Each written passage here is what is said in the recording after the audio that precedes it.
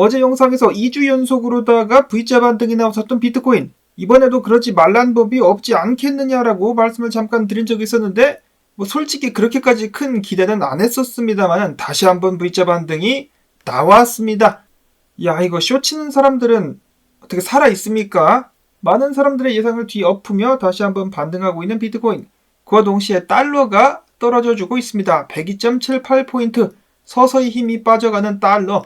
미국 증시 같은 경우는 혼조세를 보여주고 있는 가운데 비트코인 가격 38,061달러에서 거래가 되고 있으며 이더리움 또한 2,060달러까지 올라왔습니다.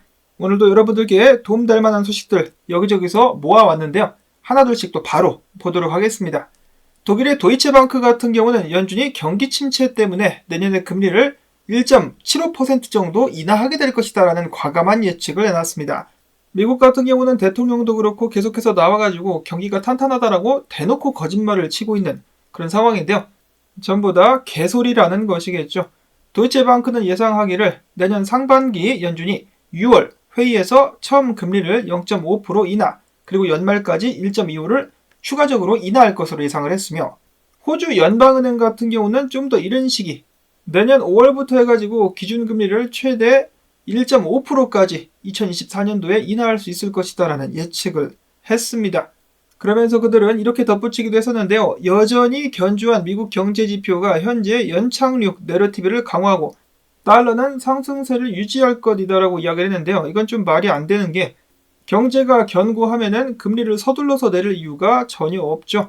금리를 빨리 내리지 않으면은 안 될 정도로 상황이 망가졌기 때문에 금리를 내리게 된다라고 예상을 해볼 수가 있겠고, 달러 같은 경우도 금리가 내려가게 된다라면은 같이 좀 약세를 보이게 되지 않을까라고 예상을 해봅니다. 자, 물론 다른 나라들의 통화가 더 작살이 나버리면은 상대적으로 달러가 강해질 수는 있겠죠. 자, 그리고 이어서 크리스토퍼 월러 미국 연준 이사도 살살 약을 치기 시작합니다. 최근 경제 둔화 조짐이 있으며, 따라서 현재 정책이 인플레이션율을 2%까지 낮출 수 있는 좋은 위치에 있다라는 생각이 든다. 인플레이션율이 낮아지게 된다면 금리 인하에 나설 수도 있다라고 하면서 금리 인하를 언급했습니다. 크리스토퍼 월러 같은 경우는 연준 내부에서도 매파적인 구성원으로 지목이 되는 사람이라고 하는데요. 매파적인 이 사람이 지금 살살 약을 치고 있다. 그만큼 상황이 좋지 않음을 대변하는 것이 아닌가라는 생각이 듭니다. 한편 미국 같은 경우는 블랙 프라이데이에 이어가지고 사이버 먼데이까지 사람들이 역대급으로 소비를 했다라고 해가지고 강력한 소비자들이 살아나고 있는 것이 아니겠느냐라는 말이 나오기도 했었는데요. 얼마 전에 잠깐 언급을 드렸다시피 사람들이 자기 돈 주고 사는 것이 아니라 바이 나우 페이 레이터 같은 빚을 내가지고 계속해서 소비를 해나가고 있다라고 하며, 또한 어떤 이들은 이런 소비 데이터 자체가 잘못됐다, 조작이라면서 아예 믿지도 않고 있는 모습 보여주고 있습니다.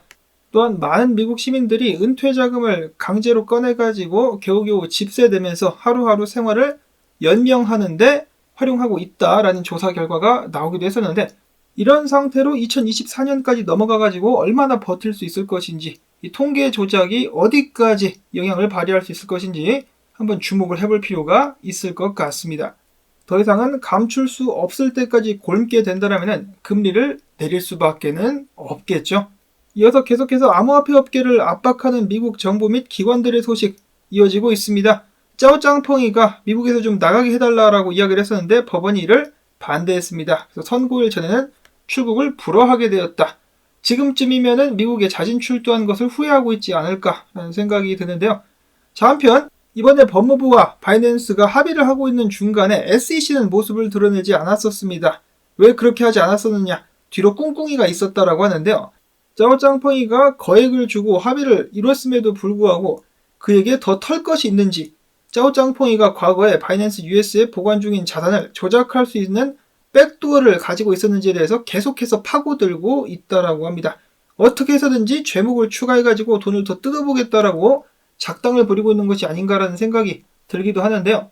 한 전문가는 이야기하기를 이번 합의 때 SEC가 참여하지 않은 이유는 합의보다는 사법 판결을 통해 가지고 문제를 유리하게 해결을 해가지고 법적 판례를 만들어가지고 암호화폐에 대한 확실한 관할권을 확보하기 위해서다라고 예측을 하기도 했었습니다.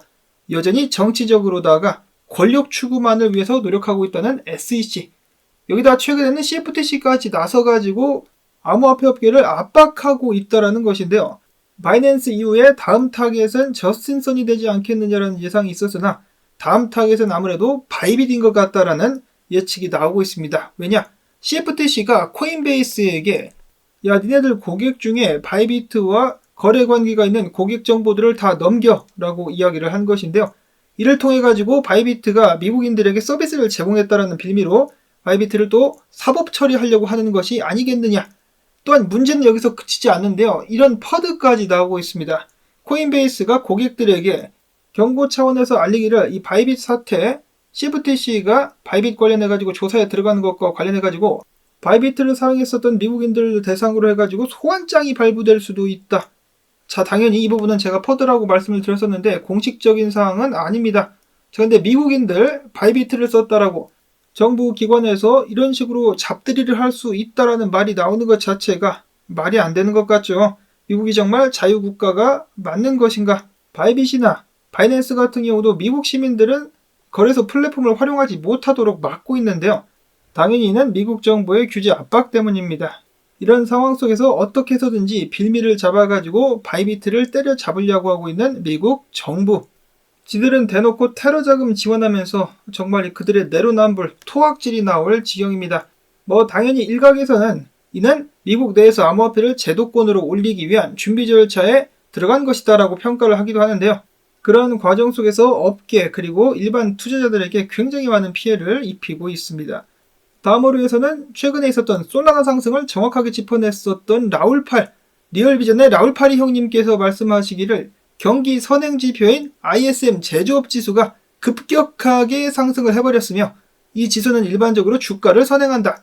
여기에 자체 개발 선행지표인 글로벌 파이낸셜 컨디션 인덱스를 대입해서 분석을 해봤더니 NDX와 암호화폐 시장이 다른 투자 자산보다 빠르게 바닥을 쳤다는 결론을 내릴 수가 있었다. 2024년 암호화폐 시장 강한 상승세가 전망이 돼버린다. 가즈아라고 외쳤습니다. 자, 그리고 스탠다드 차타드 같은 경우는 많은 사람들이 예상하는 것보다 더욱더 빠르게 ETF 승인이 나오게 될 수가 있겠다라고 이야기하면서 내년까지 해가지고 비트코인이 10만 달러 이상, 1억 이상 오를 것이다라는 전망을 유지했다라고 밝혔습니다. 자, 그리고 재미난 소식 한 가지가 또 들려왔었는데요. 제 방송을 오래 보신 분들이라면 기억을 하실 거예요. 몇 년 전에는 이 비트코인 보유량 3위 고래의 매집 및 움직임에 대해서 굉장히 많은 관심이 갔었는데 어느샌가 잊혀졌었고 이번에 또 다른 고래, 미스테리한 정체불명의 고래가 나타나가지고 비트코인을 매일같이 쓸어담고 있다는 소식이 나왔습니다. 해당 고래 같은 경우는 지난 28일 동안에 무려 1,300여 개의 비트코인을 매집을 했으며 이를 통해 가지고 고래 랭킹 73위까지 올라갔는데 어제 같은 경우 1178개의 비트코인을 가격이 떨어졌을 때 쓸어 담았었고 미국 기준으로 오늘 아침에만 539개를 추매하기도 했었다고 합니다. 자, 이 고래 정체는 무엇일까요? 기관이 아니겠느냐라고 당연히 많은 사람들은 추측을 하고 있습니다. 이어서는 분석으로 넘어가 보도록 하겠습니다. 비트코인 분석가인 크립토코는 이야기하기를 비트코인 주봉 기준 일목균형표 이치모쿠 클라우드를 봤을 때 새로운 상승 구조가 형성이 되었었고 이 같은 추세가 이어진다면 현물 ETF가 승인될 것으로 예상되는 내년 1월 초에 48,000달러까지 비트코인이 오를 수 있을 것이다라는 긍정적인 전망을 내놨습니다. 비트코인 48,000달러 가나요? 이를 도와주기라도 하듯이 달러 같은 경우는 지금 지지선을 깨면서 녹아내리고 있는 상황. 이대로 쭉 빠져주기만 한다면 비트코인을 비롯해가지고 위험자산들 높게 상승할 가능성이 커질 것 같습니다. 자, 그 다음으로는 군바라는 분석가인데 일단 오늘 일봉 마감 굉장히 중요한데요. 38,000달러 위에서 마감이 일단 돼야 된다. 당연한 이야기겠지만은 비트코인이 추가적인 상승을 하기 위해서는 이 마의 구간이라고 볼 수 있는 38,000달러 저항을 뚫고 올라가서 안착을 해줘야 된다는 것이겠죠. 이러한 움직임이 나와주지 않는다라면 어제와 같은 하락이 또 나오게 될 수 있겠습니다. 이런 상황에서 인스포 크립토라는 사람은 이야기를 해주기를 자, 지금 비트코인 가격 상승과 함께 롱 포지션에 많이 몰리게 되면서 강세가 계속해서 이어지고 있는 상황인데 그 반면에 한 가지 유의해야 될 상황, 중앙화된 거래소들의 비트코인 보유량이 동시에 늘어나고 있다라고 이야기를 했습니다. 그 말인즉슨 거래소에 비트코인이 계속해서 흘러 들어오고 있다라는 것이겠죠. 이런 부분은 주의해서 기억을 해야 되겠다라고 이야기를 했었으며, 로만 분석가 같은 경우는 비트코인 가격도 오르네. 롱을 치고 싶지만은 칠 수가 없어. 왜냐? 내 매매 원칙에 어긋나기 때문에 거래량이 터지기 전까지는 나는 이번 상승 역시 진짜 상승이라고 믿지 않는다라고 이야기를 하기도 했었습니다. 자, 과연 비트코인 48,000달러 위에서 안착을 할 수 있을 것인가? 자, 한편 사람들을 말려 죽이고 있는 이더리움 같은 경우는 발행 속도가 둔화됨과 동시에 소각되는 양이 늘어나면서 다시 한번 전체 물량이 줄어드는 디플레이션 상태로 전환이 되기도 했었고, 입금되는 양도 많이 있긴 합니다만은 고래들이 매집하고 있는 양도 늘어나고 있다. 최근 10,000개 이상을 보유한 고래들 같은 경우 이더리움을 꾸준히 매집하고 있는 모습이 보여지고 있다고 하면서 다시 한번 기대감을 높여가고 있습니다. 기대감만 일단 높여가고 있습니다. 이번엔 뭔가 다른 모습을 보여줄 수 있을 것인가? 다음으로는 체인링크 스테이킹 버전 0.2가 드디어 출시가 됐습니다. 기존의 스테이커의 스테이킹 물량을 마이그레이션 할 수 있는 그런 기능과 함께 스테이킹 풀 크기도 유통량의 8%까지인 4,500만으로 늘어났다는 소식이 나왔었습니다.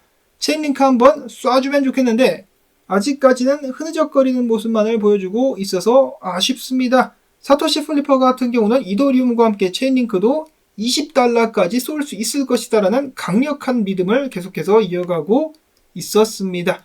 그리고 새로운 코인들 중에 세이코인 조정받자마자 바로 또 떡상하는 모습이 연출이 되기도 했었고, PYTH 같은 경우도 상승할 가능성을 많이 보여주고 있다는 분석 나오고 있습니다. 그렇기 때문에 새로 나온 코인들에게 주목을 좀 해볼 필요가 있겠다. 자, 그러자 좀 오래된 코인인 도지코인이 멍멍 짖습니다. 나도 상승할 수 있다. 도지코인 잔액 있는 주소 숫자가 20개월 만에 최고치를 달성을 했다. 502만 개라고 하는데요. 그와 동시에 16만 8,500개의 활성 주소 숫자 수를 기록하기도 했었습니다.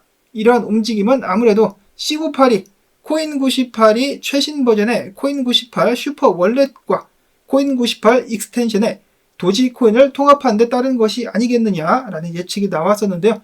도지코인 이번에야말로 한번 달려줄 수 있을 것인가? 이더리움과 마찬가지로 사람들의 애를 태우고 있습니다.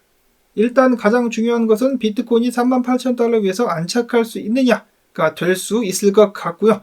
이에 따라 가지고 많은 알트코인들의 움직임이 예상이 되므로 이를 잘 집중하고 지켜봐야 되겠습니다. 오늘도 마찬가지로 여러분들이 보유한 코인들 꼭 펌핑할 수 있기를 바라보면서 오늘도 토마토밭의 일당 주기 광고 영상 재생을 통해서 꼭 부탁을 드립니다. 한 분 한 분 도와주시는 분들 덕분에 여전히 살아남고 있는 토마토 채널, 다시 한번 감사드린다는 말씀을 전해드리면서 저는 다음에 새로운 소식 가지고 또 인사를 드리도록 하겠습니다. 안녕히 계십시오.